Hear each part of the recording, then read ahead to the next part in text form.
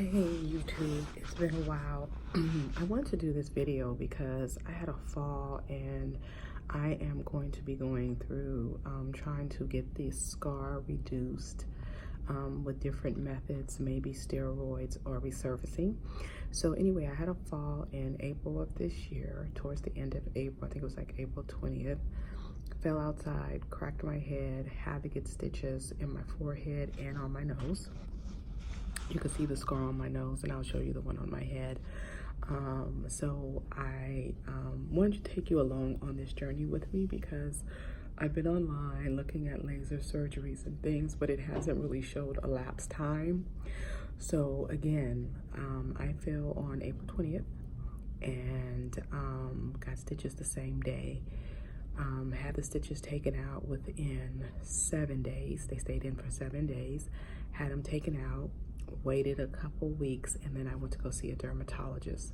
The dermatologist recommended Scarguard, which is silicone sheets. I got mine from CVS, and even CVS has the generic brand. And I also got the Scarguard gel that you could use during the day.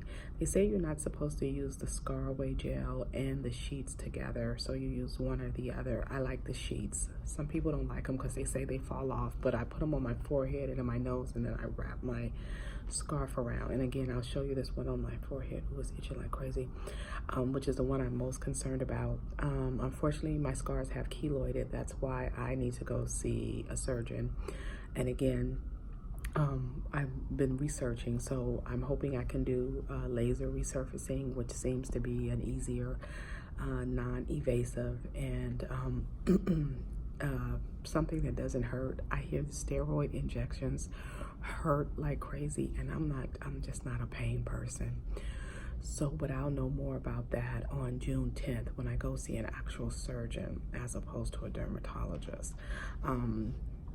So it was the dermatologist that recommended the Scarguard pack and anything with the Scarguard.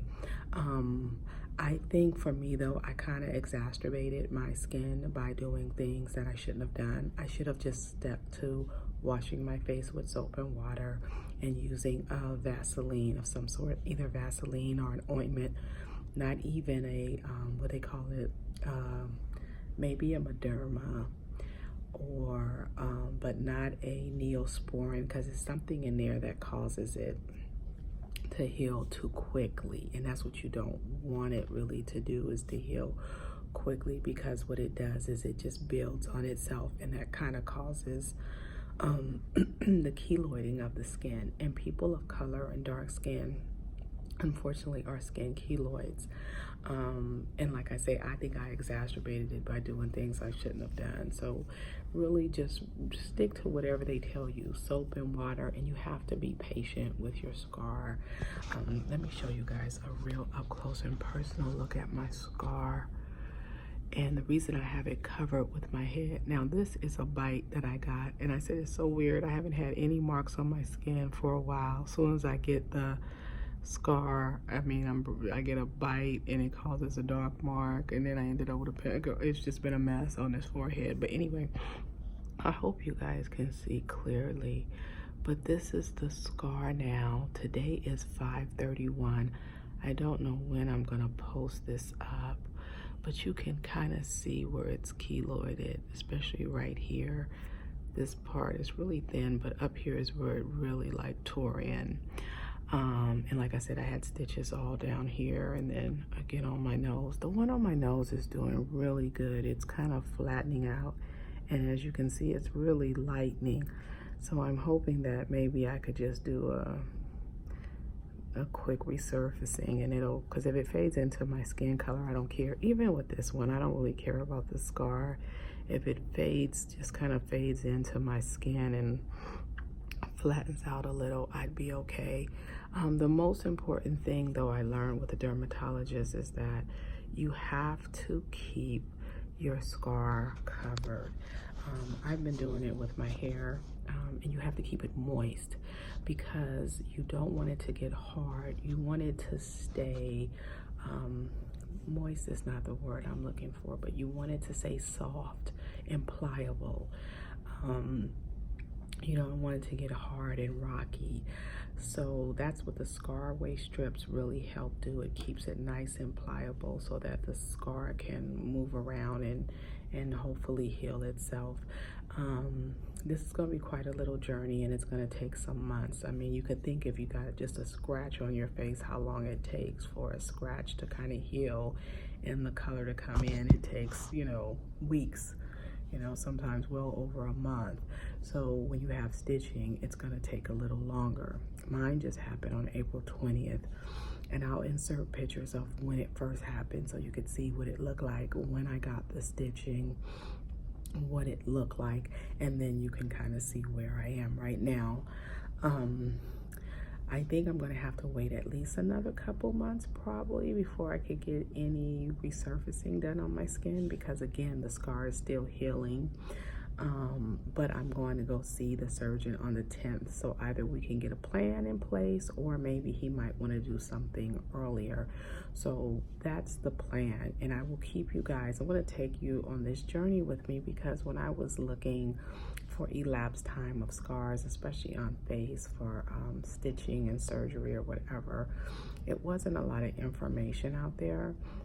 But I did get some ideas of what I think I'm interested in, but I'm interested in talking to the surgeon to see what it is we can do, and also the cost.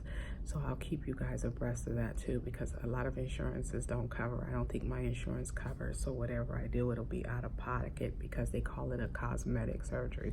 I don't know how they could think this is cosmetic, like, you know, I'm supposed to be walking around like this for the rest of my life, but whatever. So I'll keep you guys abreast on that too, of the cost and just all that it entails. And again, I'm really kind of leaning towards laser resurfacing. I hear it's really easy, not a lot of downtime. I hear steroid injections are really painful. I'm a weakling when it comes to pain, so I'm hoping for the best. But anyway, it's been a while since I've seen you guys. It's really great to see you. Oh, I just want to say this too, if I haven't, I want to repeat, if you do get a scar, keep it nice and simple. I've been washing my face now with just soap and water, and I use a Cetaphil moisturizer. That's it. I stay away from I wash my scar area, of course, and then I put my strip on at night, which I can show you what I do at night, but it'll probably be in another video, not this one. I just kind of came in, I was in a room here at work, and I was like, you know what, it doesn't have a lot of information about this on YouTube. Let me kind of document this in hopes that it'll help someone. So anyway, this video is getting long. It's already 8 minutes. But anyway, I just wanted to let you guys know what I'm doing, what I've been doing, and I'll insert pictures of the Scarway stuff that I'm using for the scar, and the gel that I'm using for the scar. But it's very important to know that before you start using Scarway, that you have to wait to get your stitches out, and then you also have to wait until it crusts over till all the crust is gone or whatever. Then you can start using the Scarway silicone strips, because when I went to the dermatologist, that's all they really recommended for me was the Scarway strips, and you're supposed to use them for a few months because they're really supposed to help the scarring. So my scar is still healing and moving and doing all types of things. And it's also really important that you keep your scar moisturized, whether it be throughout the day. Just put a little Vaseline on your scar. It really helps with the healing. And if you're trying to cover it, I tried for a minute. They had recommended a Derma Blend.